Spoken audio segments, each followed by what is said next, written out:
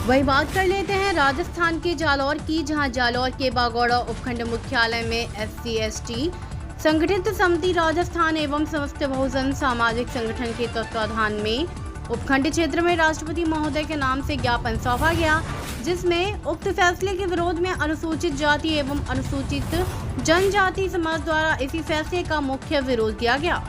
21 अगस्त को 2024 को संपूर्ण भारत का बंद का आह्वान किया गया, जिसमें पूर्ण रूप से सभी प्रतिष्ठान बंद करके समर्थन किया। SC/ST आरक्षण में क्रीमी लेयर एवं वर्गीकरण का फैसला SC/ST के हितों के खिलाफ है, जिसमें बागौड़ा के क्षेत्र समस्त बहुजन समाज ने शांतिपूर्वक रैली निकालकर SDM मुख्यालय पर ज्ञापन सौंपा।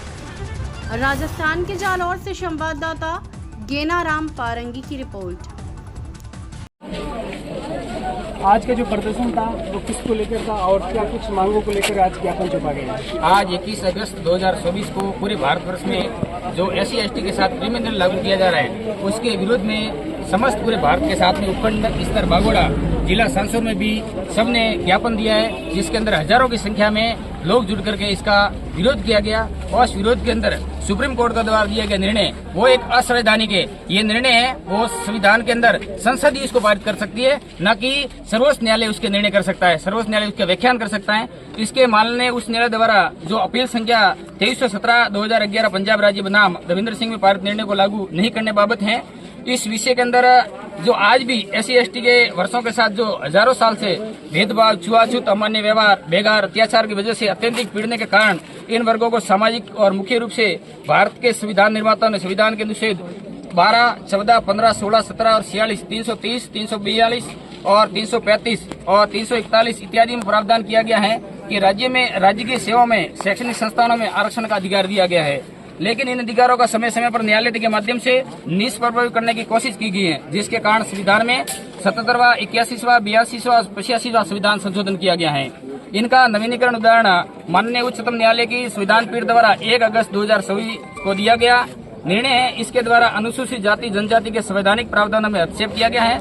उपरोक्त निर्णय का अनुसूचित जाति जनजाति संघर्ष समिति राजस्थान घोर विरोध करती है, जिसके लिए बागौड़ा ब्लॉक भी पूरा विरोध कर रहा है। और हमारे ये जो क्रिमिनल का सिस्टम है वो लागू न करके जो सदियों से हमें जो आरक्षण की व्यवस्था दी गई है वो इसलिए दी गई थी, सामाजिक और आर्थिक रूप से पिछड़े हुए लोग हैं।